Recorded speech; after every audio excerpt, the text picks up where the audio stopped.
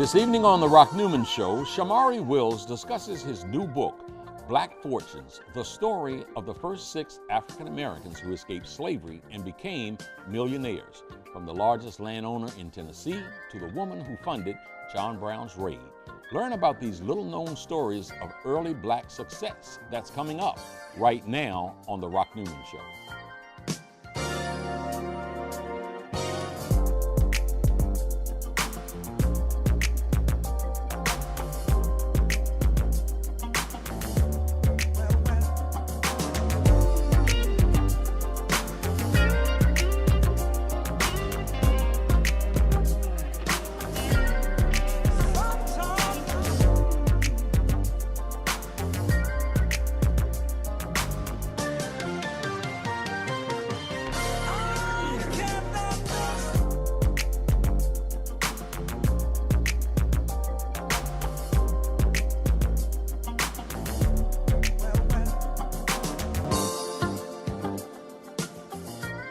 Welcome to The Rock Newman Show from the campus of historic Howard University, located in the nation's capital.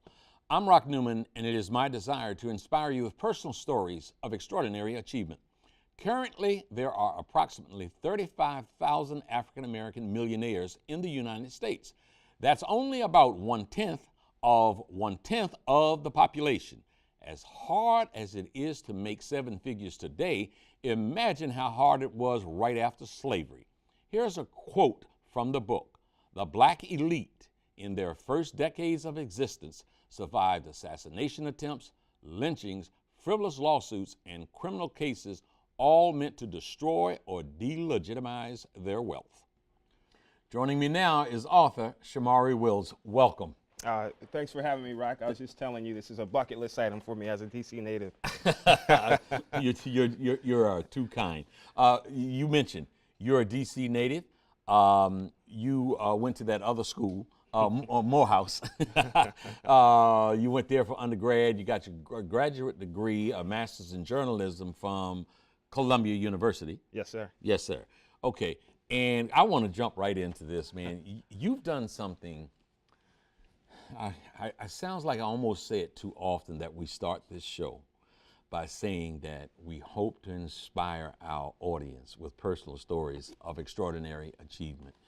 And I think we try to honor that.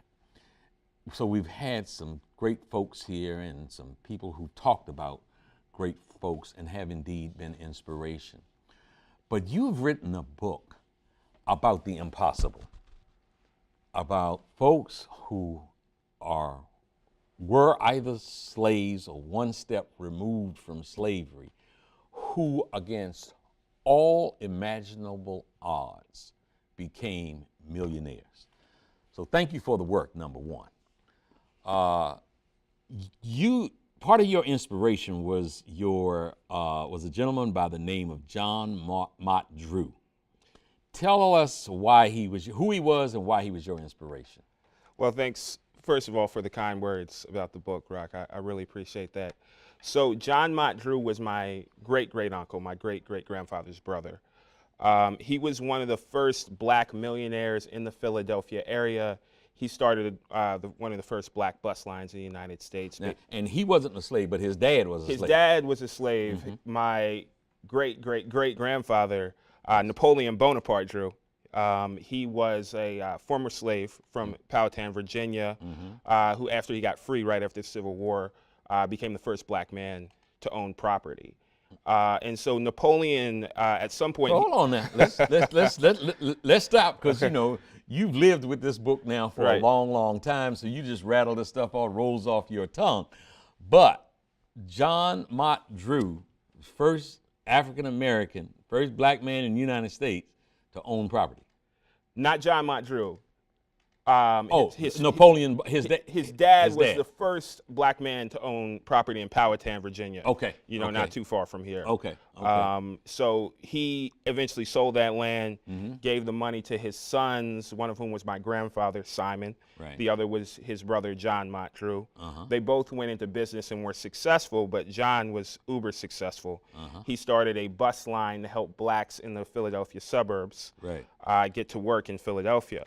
And he he eventually sold that to what became SEPTA, the main transportation hub in the Philadelphia area. Right. He took some of his money, he took the proceeds, he put that in the stock market. And, you know, in the 1920s, as the stock market was going up, Yes. he pulled it out right in 1929. Yeah. Right before the big crash when the stock market was, you know, at its peak, and walked away with almost $1 million. Yeah. So he invested, and literally, I mean, we were reading, right? It was a month or so, a couple of months or so before the stock market crashed.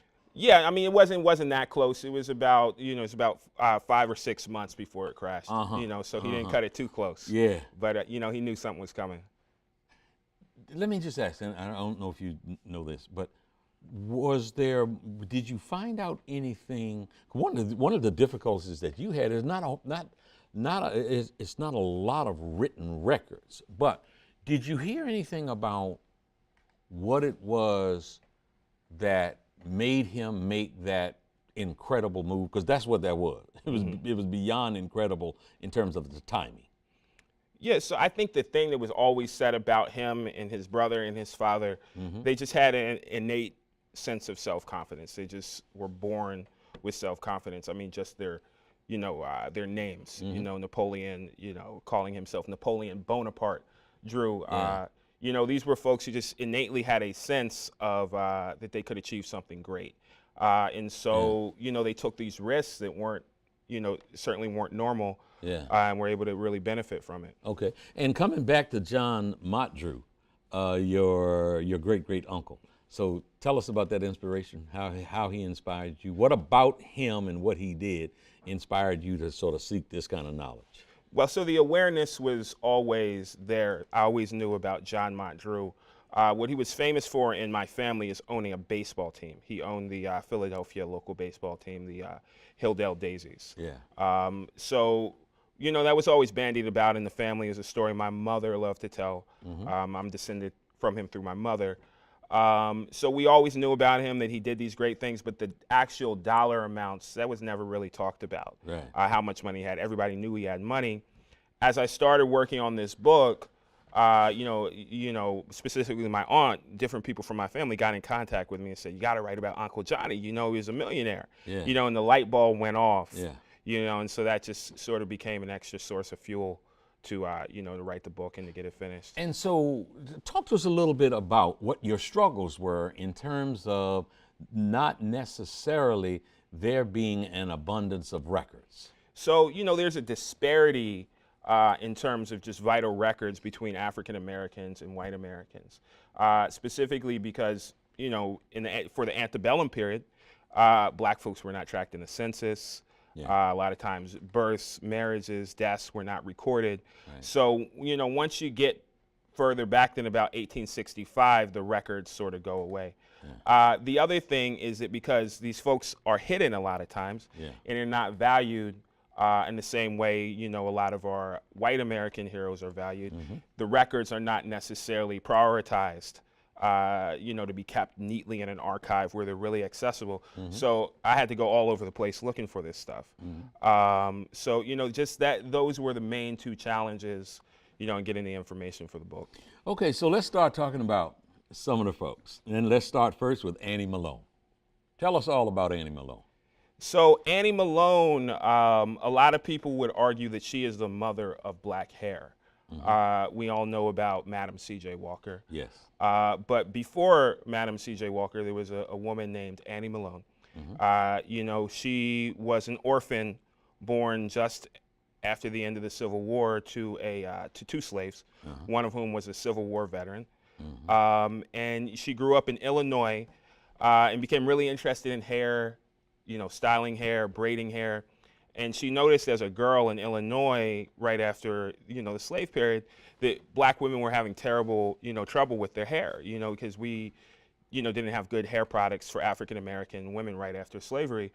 I'm glad you expanded on that instead of saying she didn't have good hair or black women didn't have good hair. Oh, no. You know, bad joke. That's a that's a huge issue, you know, that, you know, dealing with that misconception. But so we didn't have, you know, really great hair products. People were using animal fats, duck fat, goose fat, bear fat, which is not sanitary, and it's a very heavy oil that clogs your pores, can make you go bald. And they were using these really strong lye soaps to, kind of straighten the hair a little bit. And so what you had was really an epidemic of baldness in the African American community with women. So she, was troubled by this to see black women using these products that really were not good for them, and she tried to come up with some better products. And so she did. She came up with a balm called the Wonderful Hair Grower to help women sort of cure the baldness that they were dealing with from these products. And then she came up with a hair care regimen for black women to take care of their natural hair. And she built a company. She built a, Hey, before telling us about her building the company, are you familiar with her educational background at all? Because I hear you say she was reared by slaves. So, she got to about, what would be middle school today. Before she dropped out. So she did have some schooling. But she grew up in a poor community in Illinois where most of the African Americans were either sharecroppers or domestics.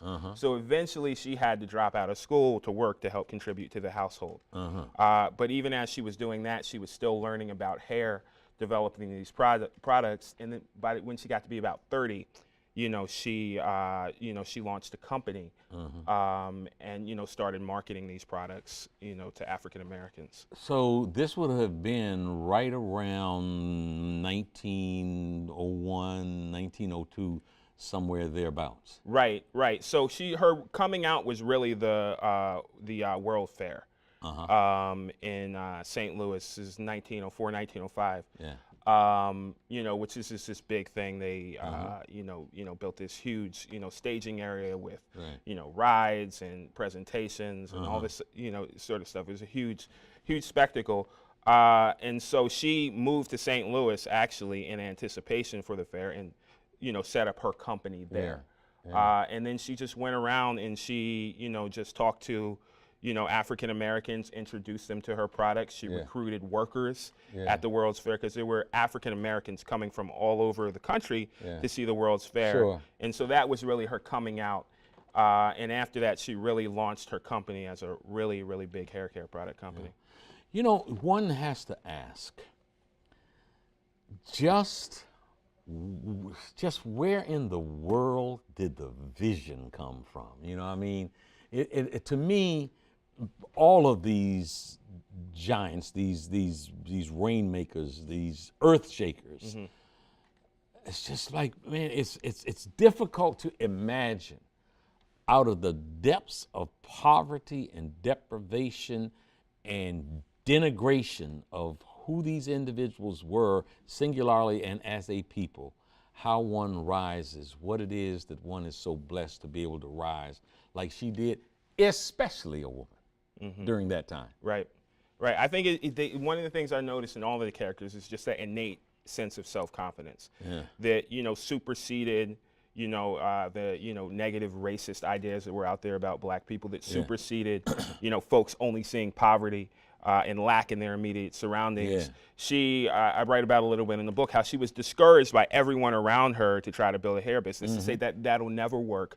Black hair will never be a big business, but she kept going. She just had this They kept telling Annie Malone, no way. Yeah, the black folks around her, her sister, her friends, they said, hey, this isn't gonna work. Black hair will never be a big thing. This is a waste of time for you to do this, but she kept going. Well, I'll tell you what, let's connect this. She's just further down here on the list, but during that time, it was not beyond some pretty serious competition in the black community, because to a certain extent, we know so very much about Madam C.J. Walker, less about Annie Malone. Right. They were rivals of sorts. Right. Certainly competitors. Yes, certainly competitors. Certainly, certainly competitors. That's a great way to put it. So, Madam C.J. Walker, her name was actually Sarah Breedlove. Most people know her as Madam C.J. Walker. She worked for Annie Malone. That's how she got her start. She was a laundress in St. Louis. Working, this job didn't pay a lot of money. It was a very, very difficult job. And she got a job working for Annie, selling her products. After about a year, she moved to Colorado to sell Annie's products there.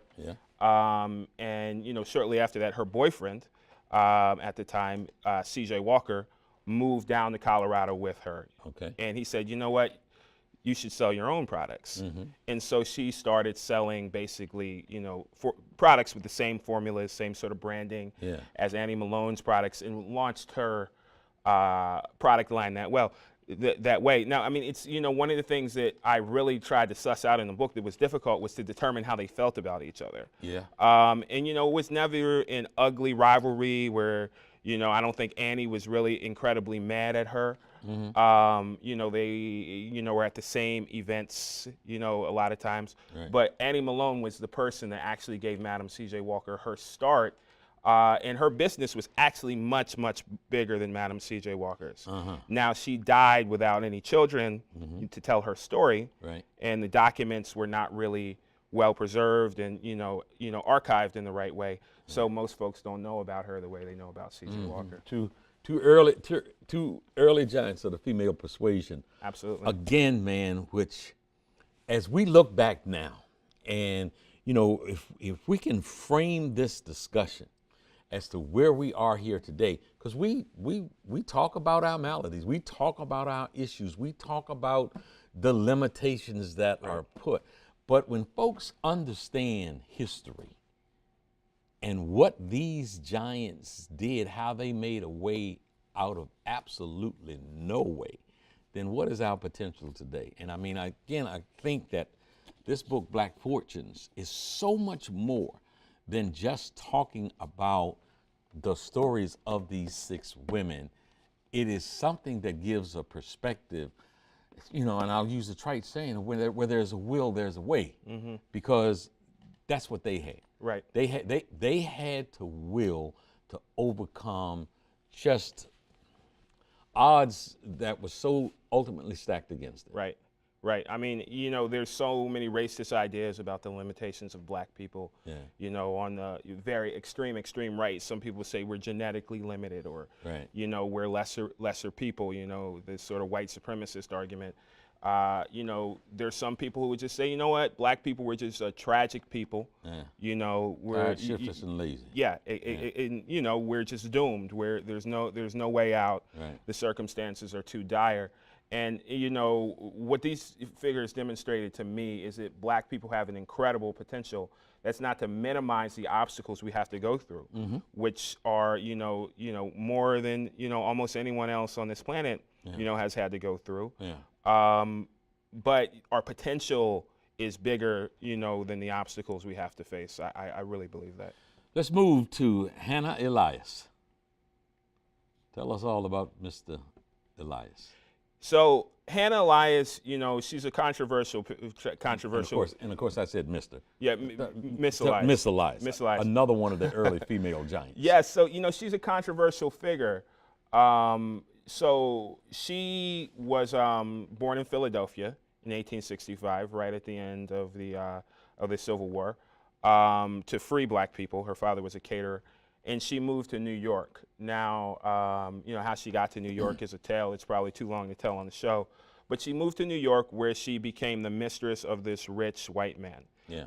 This white millionaire. I'll tell you what. You just said something. It probably is too long of a story to tell on the show here.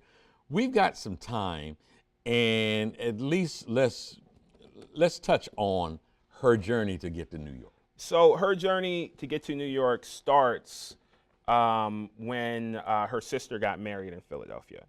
And her father was a caterer, which at the time, that was one of the first businesses that black people got involved with. He was a successful entrepreneur. Right. They were black middle class. Okay.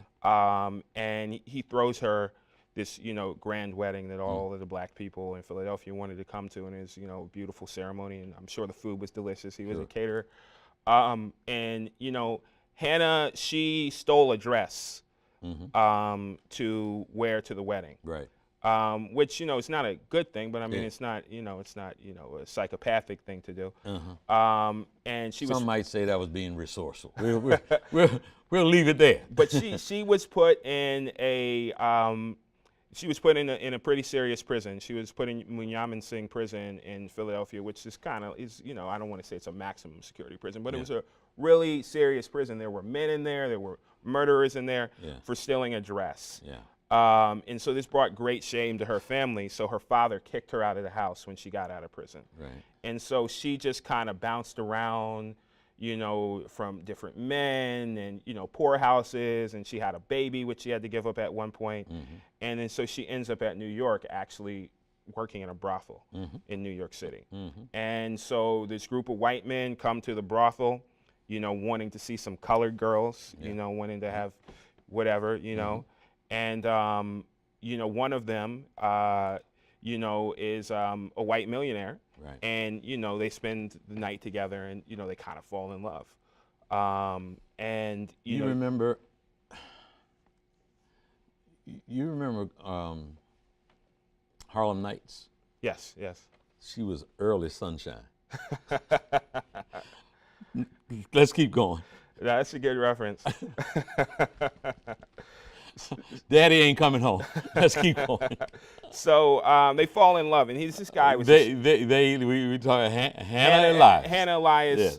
And so he just heaps money on her. He gives her about $700,000, and she had just this incredible mansion right off of Central Park. She had this, you know, incredible troupe of servants from everywhere: Senegal, Paris, Japan. You know, which at the time having foreign servants was a luxury. Incredible status symbol. Yes. And so she also invested the money in real estate when she was with him.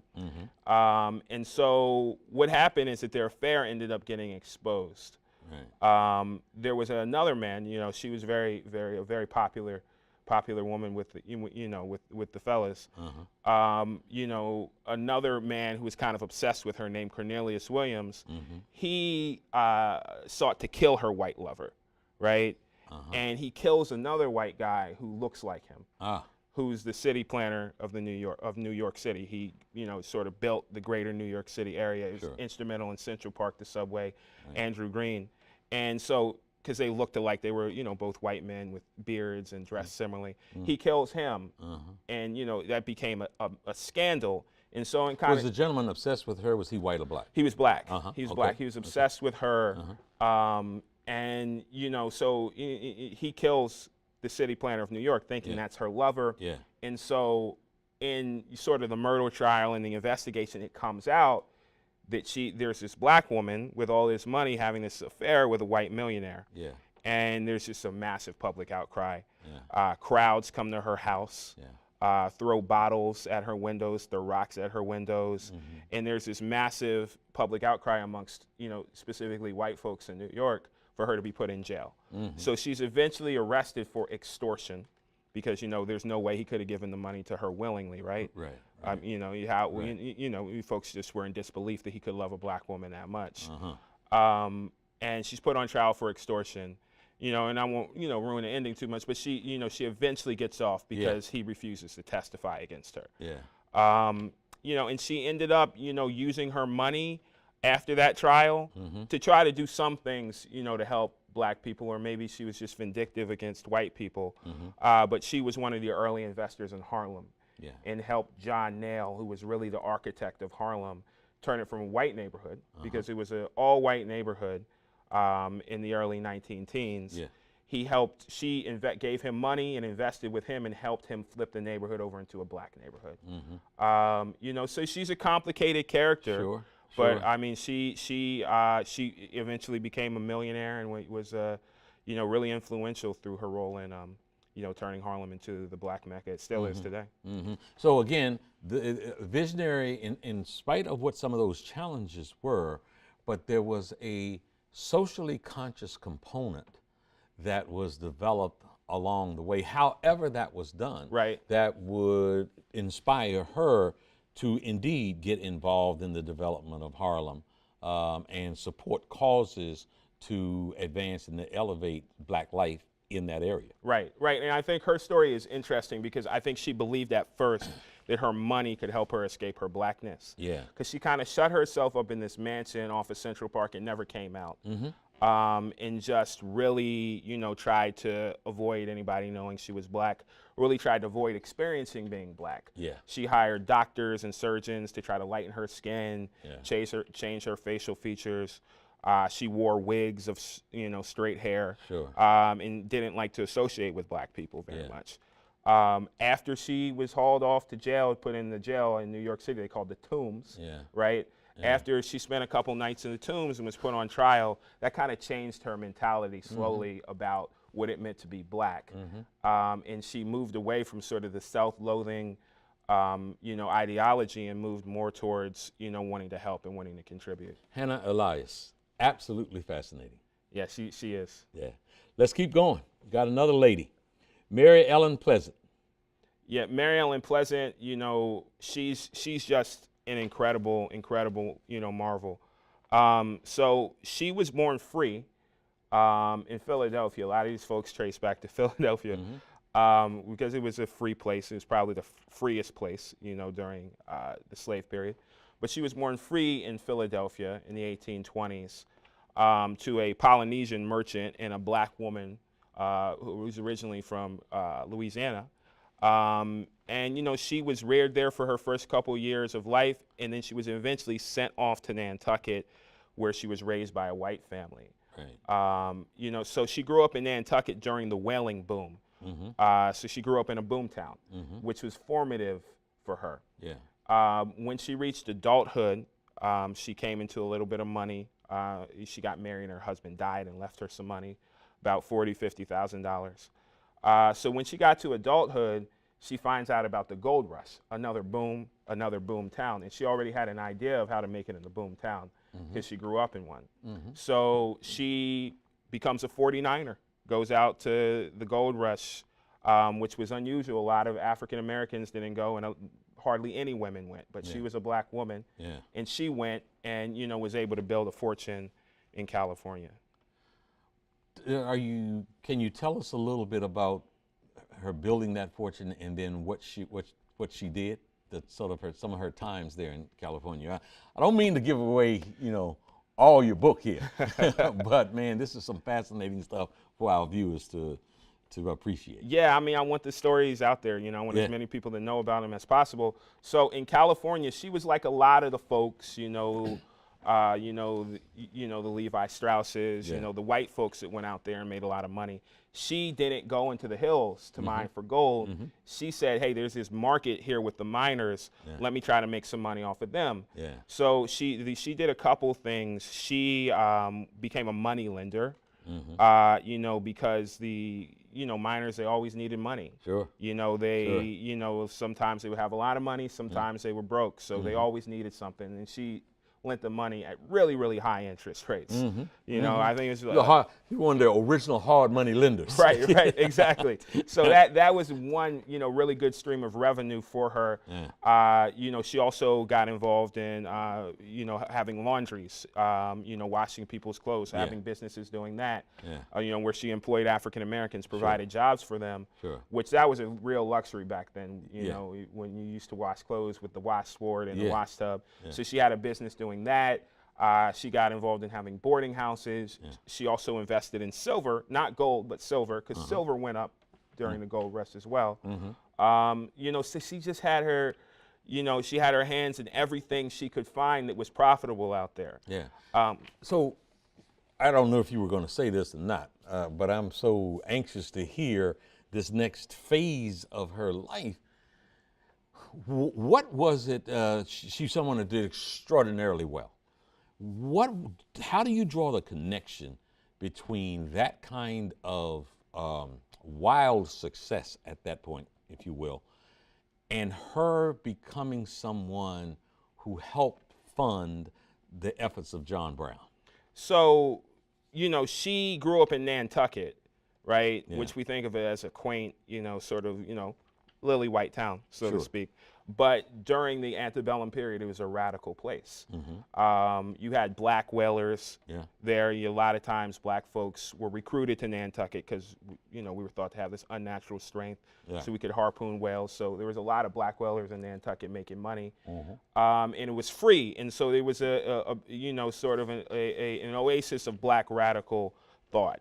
And, one of the first experiences I describe in the book is how Frederick Douglass, as a public figure, was sort of born in Nantucket. He gives his huge speech in Nantucket, which was his first major speech ever. Right. And that kind of launches his entire career. And that's just the type of place Nantucket was. It was a lot of abolitionists, a lot of radical black abolitionists. So she was reared in an environment where slavery was detested, where fighting slavery was bandied about.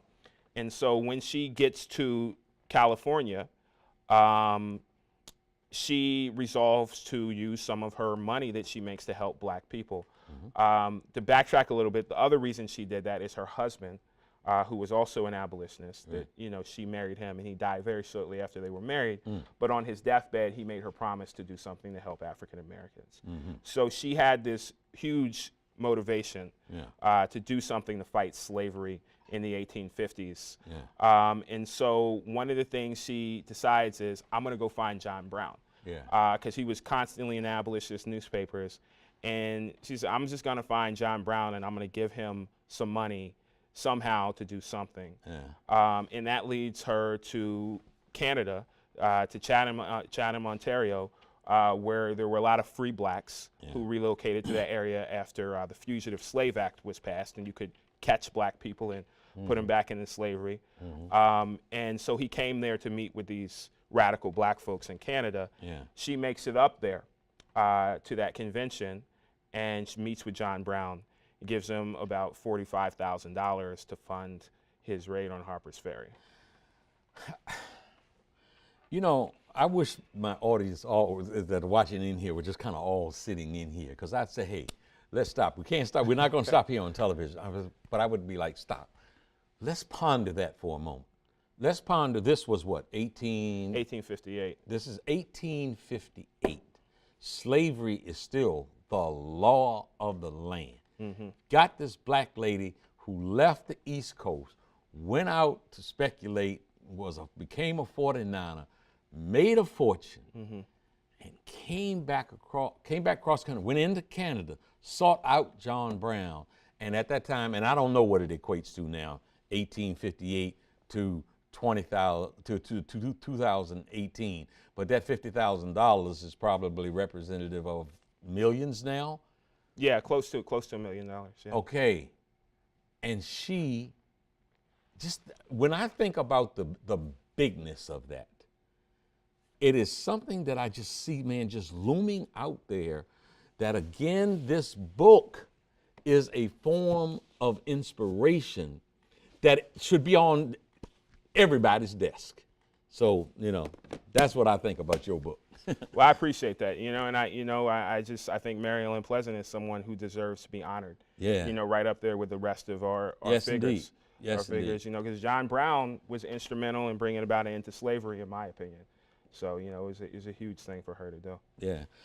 Let's talk about Robert Reed Church. Let's talk about Mr. Church. So, I mean, he's, you know, if I had a favorite character in the book, or a favorite historical figure in the book, it would be Robert Reed Church. You know, he just had such intestinal fortitude. You know, it was unbelievable. So he was the son of a rich white man, a steamship owner, and his black concubine. And so he lived with his mother on a cotton plantation until she died. Where? So in Arkansas, but it was, you know, it was kind of in the area of Arkansas that was bordering Memphis, bordering Tennessee. So sort of almost a Memphis suburb, you know, Memphis, you know, very, very close. So when she dies, his father, this white steamship owner, comes and gets him when he's just a boy and puts him to work, you know, because he belonged to his father, on board his steamship, you know, just working on the steamship. So the steamship industry back then, it was two things. It was luxury transportation, you know, to get up and down the Mississippi, you know, get from, you know, Memphis to New Orleans or what have you.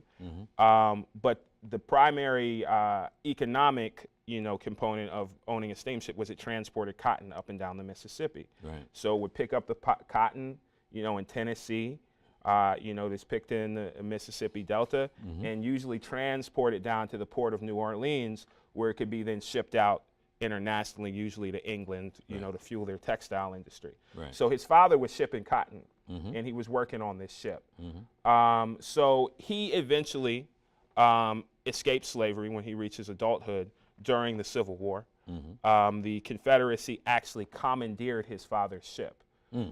Because when the Confederacy, basically declared war on America, they were short on the equipment. So a lot of Southerners, they went to them and said, we need, what you have. And so they commandeered his father's ship, and he was put to work on board, working for the Confederate sailors. And so that ship is actually involved in a huge battle, the Battle of Memphis, in which the Confederacy was beaten very badly. So in the middle of that battle, he kind of jumps off the ship, says, this is it. It jumps off the ship into the Mississippi River. This battle occurred just outside Memphis. It's called the Battle of Memphis. Swims downriver and kind of washes up on the shore of Memphis and builds a life there as a businessman. And it was, he really had to fight to make it there. He's had a really interesting life. Why is he your favorite? So I think, the strength that he displayed, the fearlessness he displayed, resonates with me. So Robert Reed Church, after he, kind of arrives on Memphis, he starts a business. He starts a pool hall in about 1865, 1866. And this was just a place for black people to hang out. A lot of the southern towns after the Civil War were occupied by the Union Army, mostly by black soldiers who were there to keep the peace, just basically making sure the Confederate veterans that were there didn't try anything, didn't try to re-enslave the black folks or attack them. And so he said, these folks need a place to hang out, have a good time. I'm going to make a pool hall and a bar and a ballroom, basically a nightclub for them. And that was one of the most prominent black businesses in Memphis. In 1866, a very bad race riot broke out in Memphis. In my opinion, one of the worst race riots in history, where basically these white police officers who were Confederate veterans, most of them, got into a fight with some black Union soldiers, and basically decided to go on a rampage, just basically killing African Americans, violating women, attacked a pregnant woman. And so they decided Robert Reed Church, as the most prominent black business owner in Memphis, he's got to die, right? And so everybody knew this. Everybody knew they were coming for him this day. This riot raged on for 2 days. His wife begged him to stay in the house. He wanted to stay in the house. He went to his business and basically waited for them to arrive. And so the mob did eventually arrive at his business. They robbed him. They looted him. They shot him in the head, set his business on fire, and then left him for dead. He actually survived that night. And after the race riots incident, he rebuilt bigger, and bought more real estate, bought more property, built more businesses, and he always carried a pistol on his hip, and he wasn't scared to use it. And so he not only fought back through business, but he actually fought back. There are several instances where he discharged his weapon, in protection of him and his own. Superhero, man. Superhero. I think so too. I understand. I understand why you call him his favorite. It's very difficult. I mean, this when you go through this book and you read the different stories and and sort of the backstory of the stories, it is very difficult to say which one was most inspirational, which one was most powerful, which one succeeded against the greatest of odds. I just repeat what an incredible example it is for today's time. And I really want to kind of talk to you once we get through this about lessons you learn overall in this research and how they apply to today. Before we get there, let's move on down to Jeremiah Hamilton. So Jeremiah Hamilton, he makes a brief cameo in the book. So he was, basically the only black financial broker in New York during the slavery period. And he was just really a really aggressive trader. And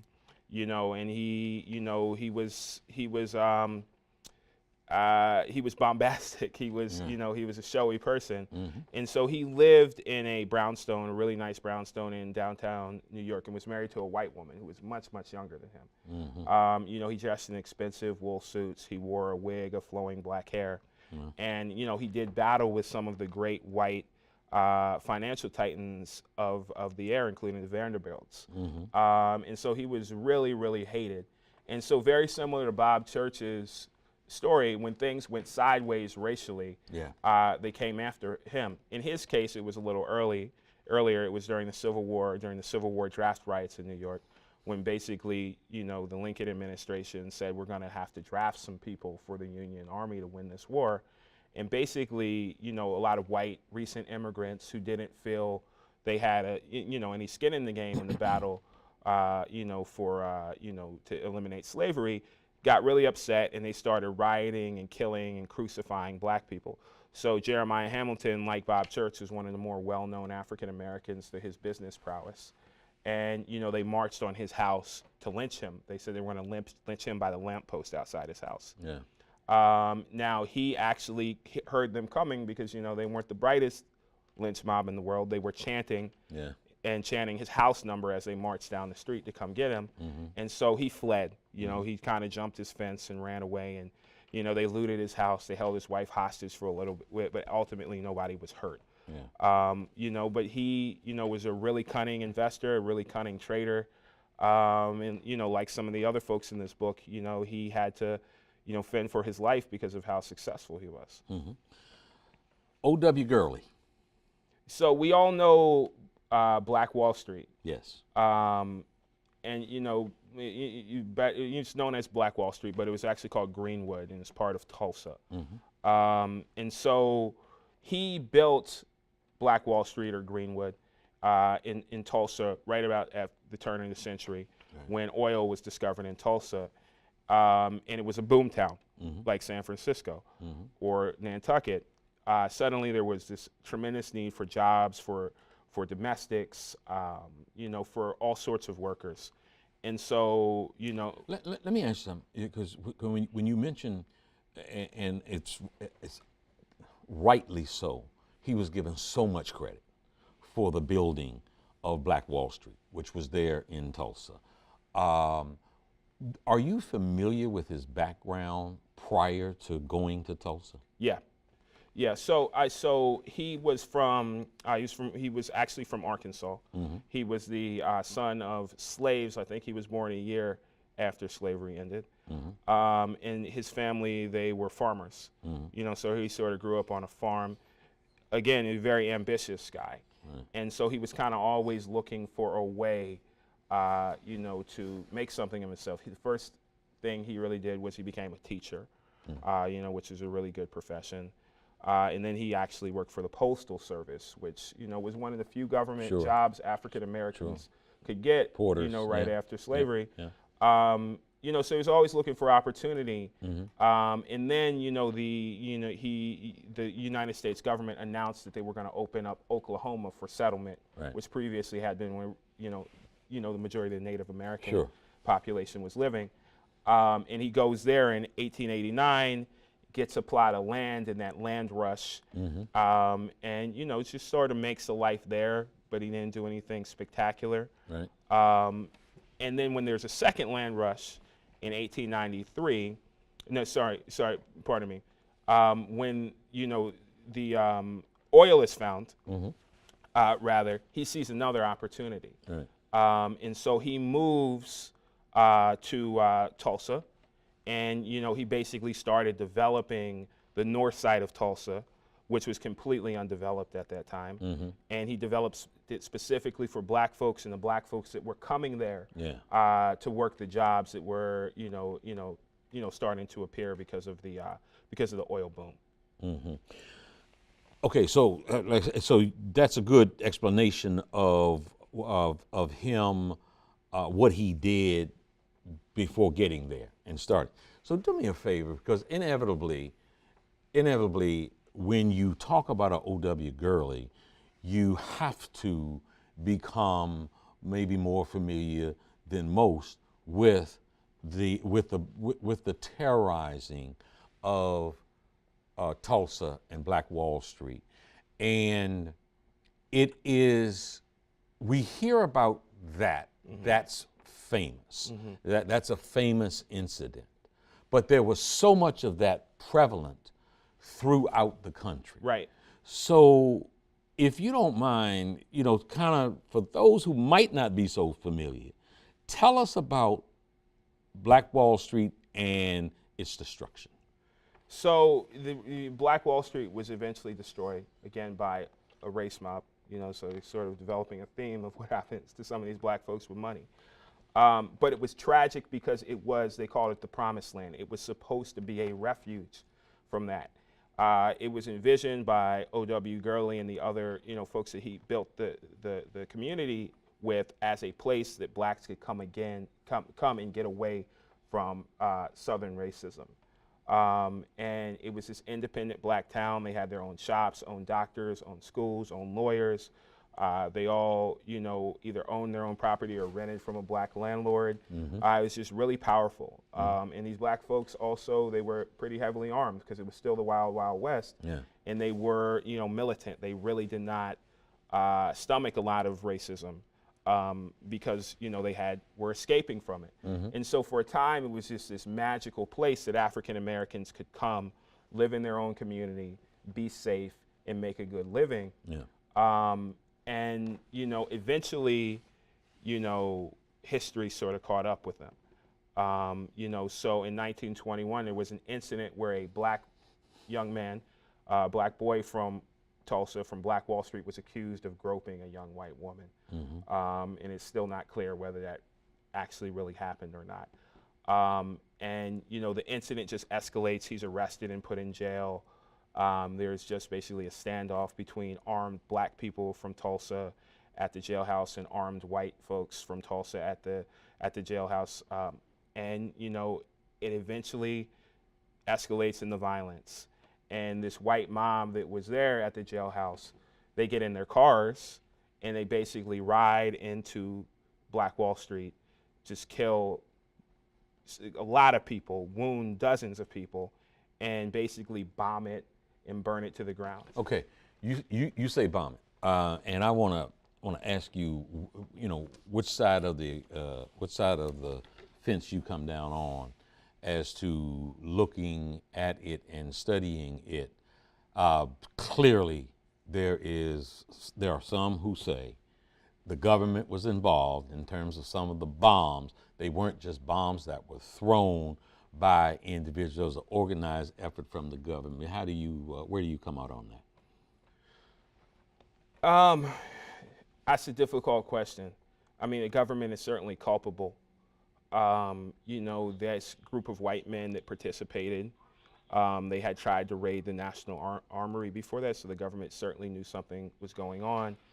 And the government, one thing that we know is that they were there arresting black folks in Tulsa, supposedly to keep them safe. So they were arresting them and then moving them somewhere else. Yeah. But, I don't know why you arrest people that are victims of terror. I have no doubt that there was some wrongdoing that happened there. I don't have the strong evidence of it, but my feeling is that there definitely was, at very least, severe negligence. There may have been a conspiracy, but it's hard to say. Yeah. You cannot go through this kind of research, to undertake this kind of project, find out what you've found out, spend time, examining these heroes and sheroes, and it not change you. In my estimation, that would be very difficult to do. So let's talk about how this book has changed you and what impact it has had on you. Well, I mean, I think obviously, I came away from the book, with an even deeper respect, for our ancestors and everything they went through and everything they built. I think more acutely, my sense of wealth and how wealth is built specifically for African Americans was enlightened by this project, seeing actually how folks built it, how they went against the trends, and how they arranged their lives, and what they did with the wealth. So I just think it really changed me in terms of how I think about money and power more so than anything else.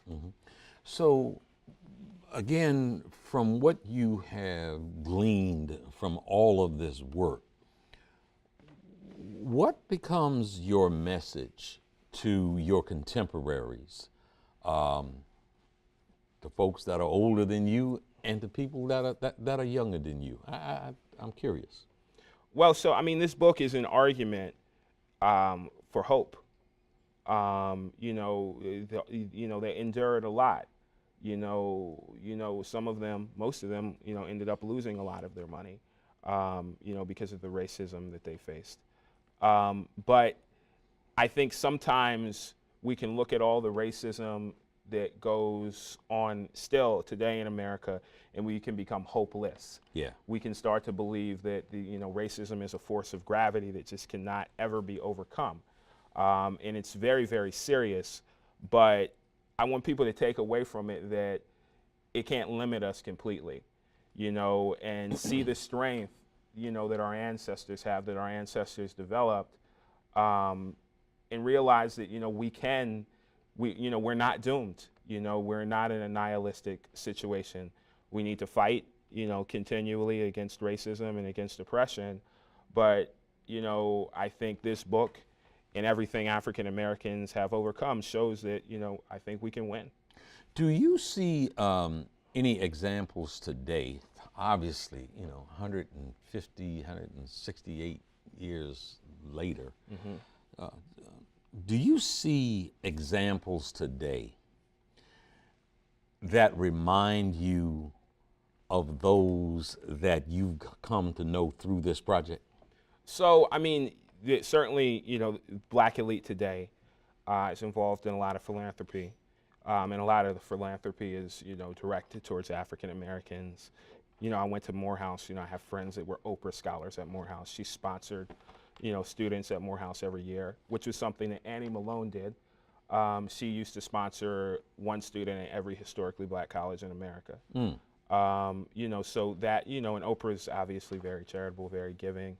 I look at Magic Johnson and the way that he went into the African American community and brought businesses. That's basically what Bob Church ended up doing in Memphis. Creating Bill Streets, which is still, a black, important site for Black America today. So I am reminded, through the philanthropy. We were just talking about Robert Smith, who gave a bunch of money to Cornell to sponsor scholarships for African. And you speak of Robert Smith, who now, according to Forbes, is the richest African American in the country. Yes. In the U.S. Yes, yeah. Hedge fund manager, richest Black man, in the United States. Just made a big gift to Cornell for scholarships for African Americans and women who want to go into STEM. So, I mean, I do see the philanthropy, but do I see anything on this level? If I had to be honest, not at this point. And, that's not, meant to be a harsh critique. It's just these folks basically redistributed their entire net worth and pretty much all of their power, to the African American community right after slavery to help us get established. So I don't think we're seeing anything on this magnitude. I mean, you can argue whether or not that's needed or not, but there's nobody white who I think, is really, giving on this level either, to be clear about that. They gave so much, they gave almost everything, to help Black folks get established after slavery. So when you complete a masterpiece like this, something that is as special as this book is, what's next? So, I mean, what I'm trying to do is I really want to shine light, on the African American story, especially immediately after slavery, and how we built everything that we have, So the next book is along the lines of this one. I'm not allowed to talk about it, okay. But the characters in the next book are in this book. I can say that much. So I'm working on the second book. Fortunate enough, Stephanie Elaine, the executive producer of Dear White People, is turning the book into a television show, and I'm involved in that. So I'm very happy about that. And still focused on, trying to spread the word about this book. Lastly, you say you want to shine the light on slavery and that time period. We actually have 1 minute left. Why? Well, because I think the answers to, the problems of the future may lie in the past. One of the things this book talks about is how the black economy was basically built by these people in this book and their contemporaries. Nobody really gave us anything. I mean, there were land grant universities, and some people, were, given jobs by the government or maybe a bit of land. But for the most part, black African Americans had to build everything we had ourselves. We had to build our own communities. We had to build our own businesses. Our movements for civil rights and equal rights, we had to fund those. And so I want us to take pride in the fact that not only do we have these things, not only have we fought for civil rights, but we were also the economic engine driving all of that. I feel especially blessed, and hopefully our audience feels the same way, to be very fortunate to have the guy who did Black Fortune sit here and talk to us. Thank you, man. Thank you, Rock. It was really an honor. Thank you so much. Thank you. That wraps us for this evening. For more information on this program or any other program produced by WHUT, go to WHUT.org. Goodbye, and God bless, and good fortune.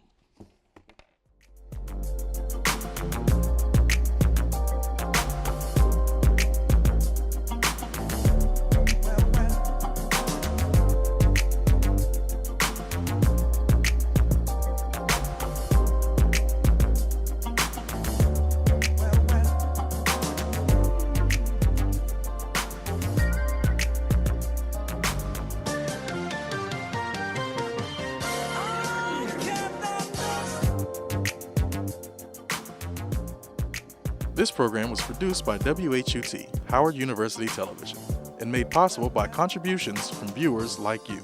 Thank you.